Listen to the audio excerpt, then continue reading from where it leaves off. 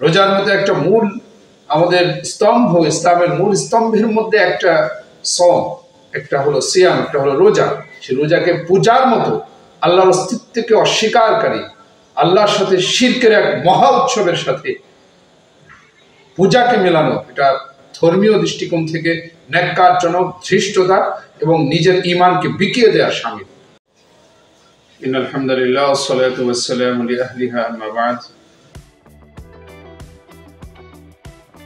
বিভিন্ন সময়ে লক্ষ্য করেছি এবং সম্প্রতিও লক্ষ্য করছি, মানুষ উদারতা এবং নিজ ধর্মের নীতিমালার ব্যাপারে শৈথিল্য প্রদর্শনকে এক করে ফেলছে।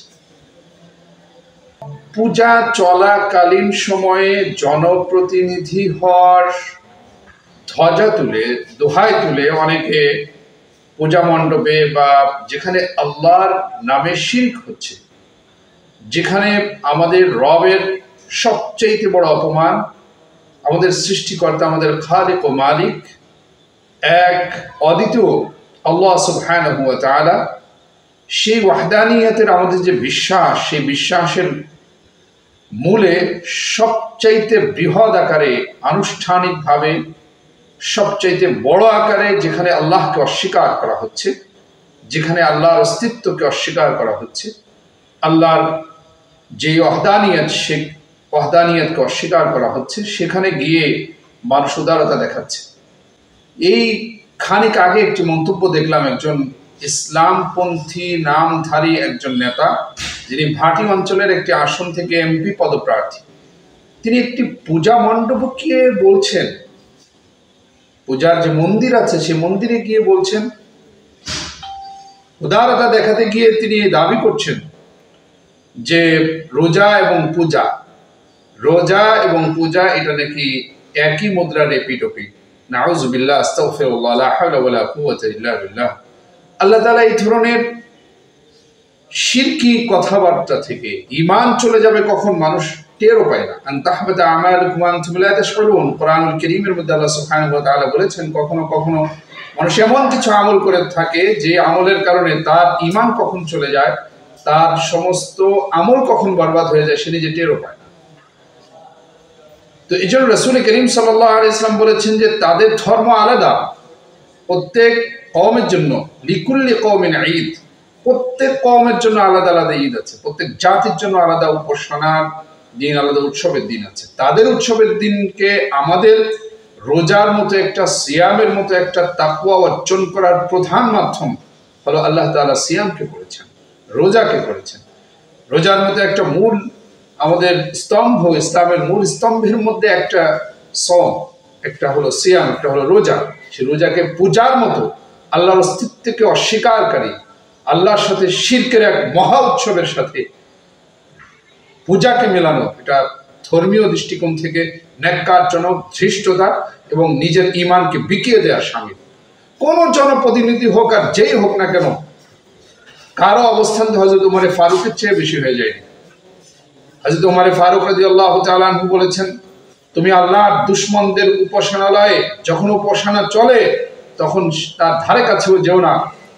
তার পূজা চলাকালীন সময় আমাদের জনপ্রতিনিধি হওয়ার নামে সেই পূজা মণ্ডপে যাওয়া হচ্ছে, মন্দিরে যাওয়া হচ্ছে, শুভেচ্ছা বিনিময় করা হচ্ছে।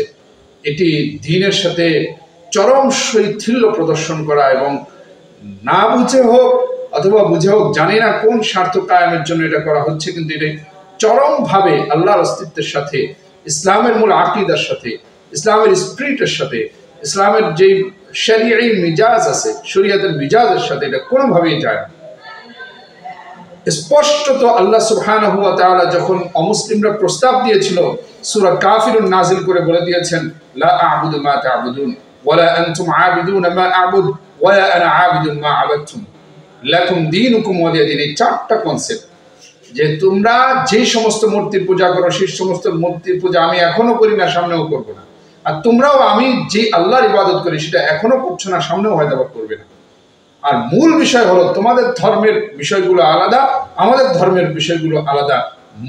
একই মুদ্রার এপিঠ ওপিঠ বলা, এক ধর্মের সাথে আর এক ধর্মকে এভাবে তুলনা করা, ইসলাম ধর্মের সাথে একটা পরিপূর্ণভাবে যে ধর্মটা শিরকির উপরে দাঁড়িয়ে আছে, পরিপূর্ণটা, যার কোনো পূর্ববর্তী কিতাবও নাই, অন্যান্য ধর্ম যেগুলো ছিল কোনো স্বীকৃত ধর্মও না এটা, সেই মুশরিকদের, সেই মূর্তি পূজকদের ধর্ম, সেই ধর্মের সাথে, সেই ধর্মের সবচাইতে শিরকের মহা আয়োজনের সাথে ইসলামের মূল একটি স্তম্ভ রোজাকে মেলানো, এটা জানি না কোন ধরনের পাগলামি।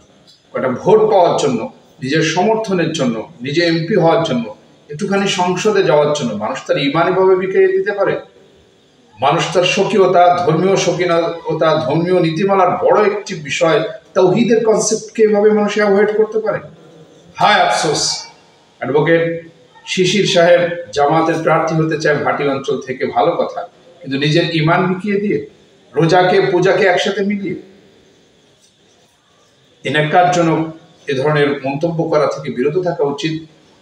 সব সময়ের জন্য এটি ভাবা উচিত, আমি আমার আল্লাহকে, আমার আল্লাহর তাওহীদকে ধারণ করে আমি মুসলমান।